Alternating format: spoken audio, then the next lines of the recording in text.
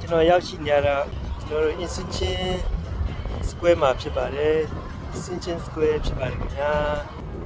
ဒါကတော့ Insignian ခေတ်ကတို့ယူအမြောက်တည်ကြီးပဲဖြစ်ပါတယ်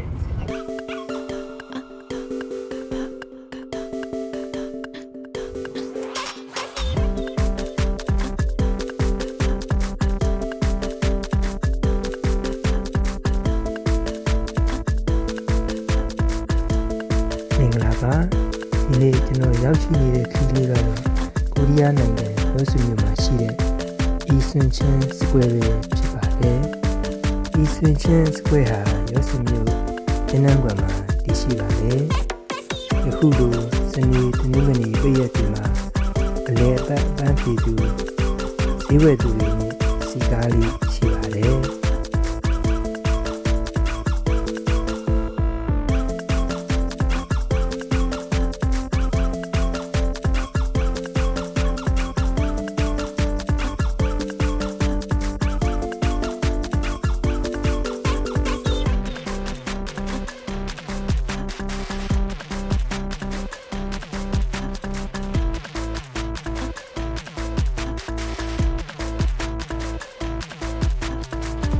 နီနာမ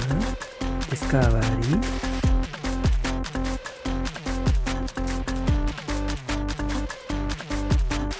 Nipa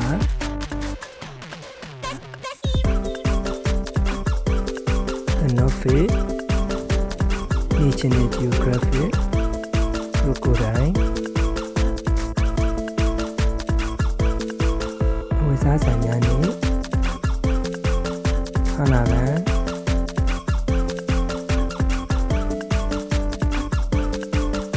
MBT ဘန်းလို့ရှိပါတယ်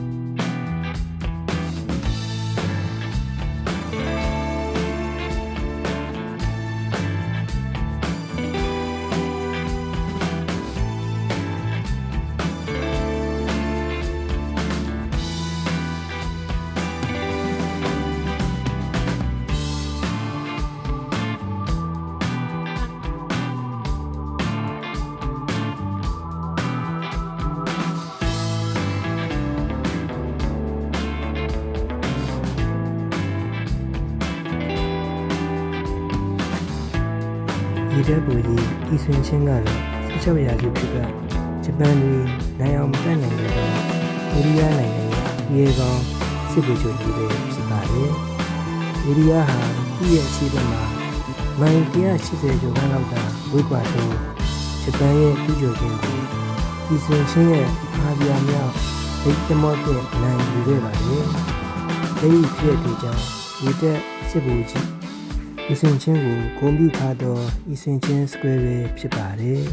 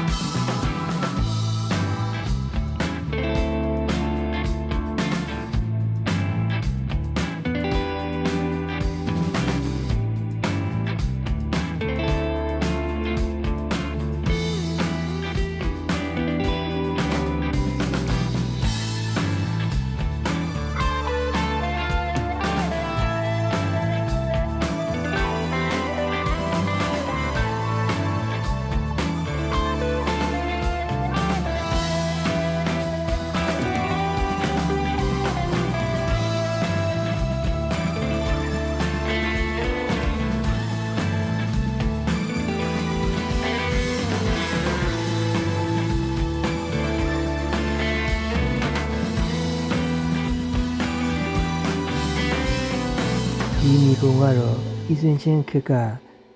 ကိုရီးယားနိုင်ငံနဲ့ဂျပန်တို့စစ်ဖြစ်ပွားခဲ့တဲ့အချိန်ကမြေပုံပဲဖြစ်ပါတယ်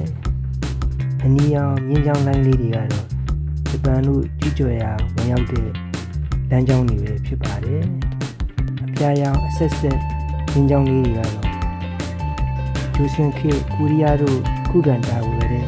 လိုင်းတွေပဲဖြစ်ပါတယ်။ကြက်ရှည်ကမြင်းတွေကတော့ကိုရီးယားနဲ့ဂျပန်စစ်ဖြစ်ပွဲရဲ့နေရာကိုပြပါတယ်။အပြာရောင်ရောစီဆိုတဲ့မြို့လေးကတော့အခုလက်ရှိမြို့လေးဖြစ်ပါတယ်။အပြာရောင်လေးနဲ့နာမည်လေးကတော့နောက်တစ်လုံးမှာတော့အစင်းချင်းခက်ကလက်ကြောက်လေးရဲ့အကြောင်းကိုတင်ဆက်ပေးသွားပါမယ်